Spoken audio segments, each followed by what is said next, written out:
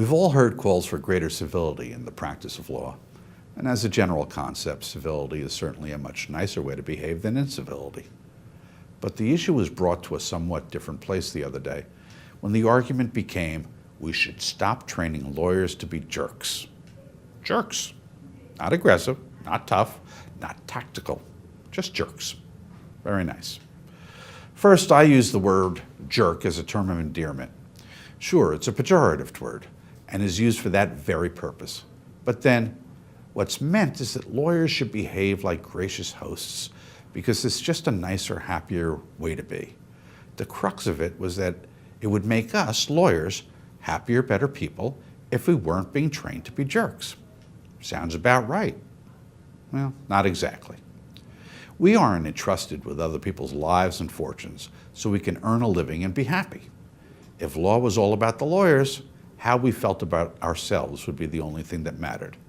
But it's not. By jerks, we mean that lawyers sometimes do things to gain a tactical advantage.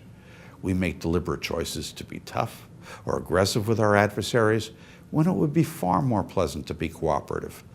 But we do so not because being a jerk is a cool thing to be.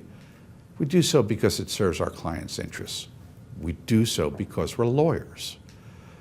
Keith Lee responded to this by saying, being a jerk doesn't need to be the only available tool in your toolkit. Yet to completely abandon aggressiveness and assertiveness would be to do a disservice to your clients. If new lawyers are being taught that good lawyers behave like jerks, we have a problem. At the same time, if they're being told that being a jerk is wrong, then we have a different problem. While it sounds far better to use a less offensive word than jerk to describe the behavior, that's just semantics. If the civility crowd wants to call other lawyers jerks to make their point, don't be goaded by the word choice. There are many permutations of this call for civility in the law, as if we would do well to put aside our differences, compromise our clients' interests, just for the sake of being agreeable. Much of this stems from the holistic view of the law, that it shouldn't be adversarial but cooperative, so that everyone walks away happy with something in hand and no one ends up the big loser. Well, newsflash. Some people deserve to be the big loser.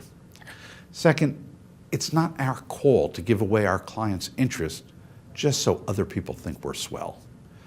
Third, it's a big part of the reason people come to lawyers, trust us with their important affairs, because they believe that we will put their interests ahead of our own. So should you be a jerk? If it serves your client's interests, you bet.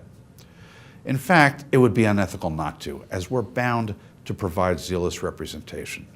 But then the better question is whether being a jerk is an effective means to accomplish our client's goals. That's a call every lawyer needs to make and needs to constantly reassess for himself.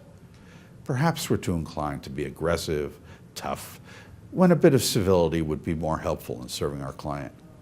Many lawyers see it as a rite of passage to play it tough no matter what, just as others think civility is best no matter what. The answer is what's best for the client. Of course, if you can't figure that out, then you're a jerk. Not the good kind either.